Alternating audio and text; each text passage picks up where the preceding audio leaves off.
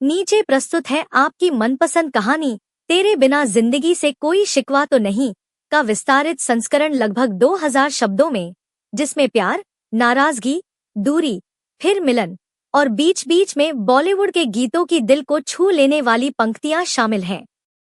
तेरे बिना जिंदगी से कोई शिकवा तो नहीं। लेखक विजय शर्मा। एरी पहली मुलाकात। शहर की भीड़ से दूर, पहाड़ियों की गोद में बसा शांत और सुकून भरा कस्बा नैनीताल। यहाँ की झीलें, पेड़ और चिड़ियों की चहचहाहट हर सुबह को नया सुकून देती थी। यहीं रहता था आरव, जिसकी दुनिया उसकी बुकशॉप, कलम की खुशबू और उसके लिखे अधूरे पन्ने थे। बारिश की एक शाम, जब बादलों की गड़गड़ाहट किताबों के पन्नों को छू रही थी, तब वह आई सिया, सफेद दुपट्टे में लिपटी, आंखों में सवालों की झील और होंठ पर हल्की मुस्कान। एक किताब चाहिए, उसने धीमे से कहा। कैसी किताब? आरव ने पूछा। जो दिल को छू जाए, कुछ अधूरी सी, उसने उत्तर दिया। पहली बार मोहब्बत की है, आखिरी बार मोहब्बत की है, कमीने। उस दिन सिया के हाथ में गालिब का दीवान था और दिल में कोई जज्बात। भाग दो किताबों से रिश्तों तक। सिया अब हर शाम आने लगी। कभी कविता पढ़ती, कभी लंबी बहस करती और कभी कभी चुपचाप बैठी रहती। धीरे धीरे आरव को समझ आने लगा कि यह रिश्ता सिर्फ किताबों तक सीमित नहीं रहा। तुम्हें किस तरह की किताबें पसंद हैं? सिया ने एक दिन पूछा।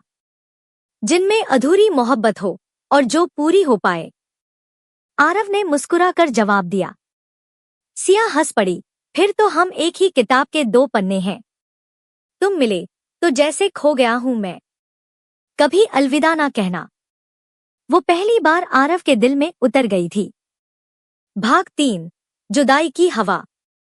सर्दियों की एक सुबह सिया के चेहरे पर कुछ अलग था।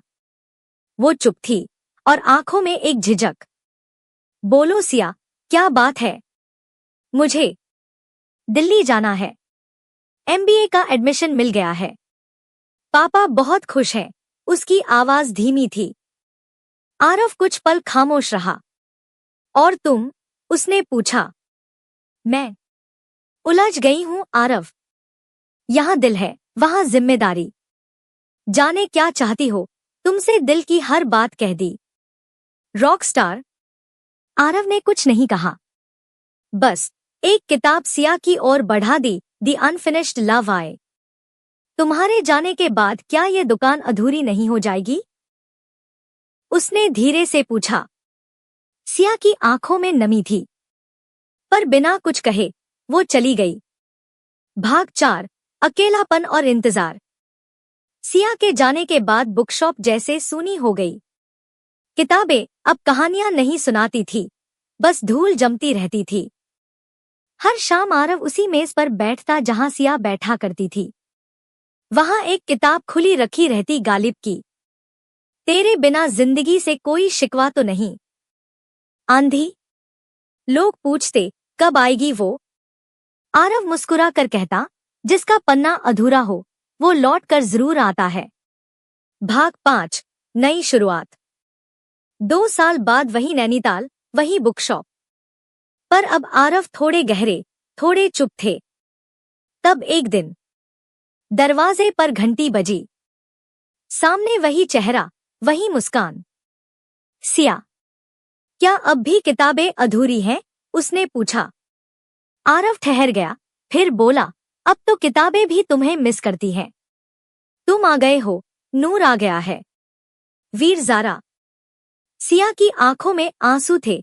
मैं तुम्हें भूली नहीं थी, बस खो गई थी। पापा की जिम्मेदारियां, दुनिया की सोच। आरव ने धीरे से कहा, मगर इश्क तो वही है जो दुनिया की सोच से आगे निकल जाए।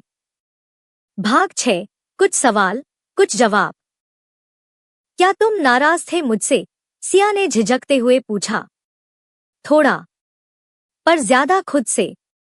काश तुम्हें रोक लिया होता। काश मैं रुक जाती। तू जो मिला तो ये हुआ। अब मेरे पास कोई कमी नहीं। बजरंगी भाईजान। वो दोनों देर तक बात करते रहे। जिंदगी ने फिर से एक नया अध्याय खोला। भाग 7। किताब पूरी हुई। सिया ने अब नैनीताल में ही एक लाइब्रेरी खोल ली। कागज की उड़ान। आरव और सिया मिलकर कहानियां लिखते, बच्चों को पढ़ाते, कवि सम्मेलन करवाते।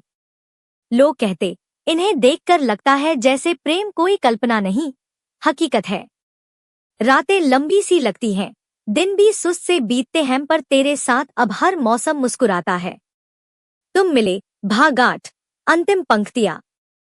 सिया एक किताब का पहला पन्ना आरव को देती है। हमारी अधूरी कहानी अब पूरी हो चुकी है।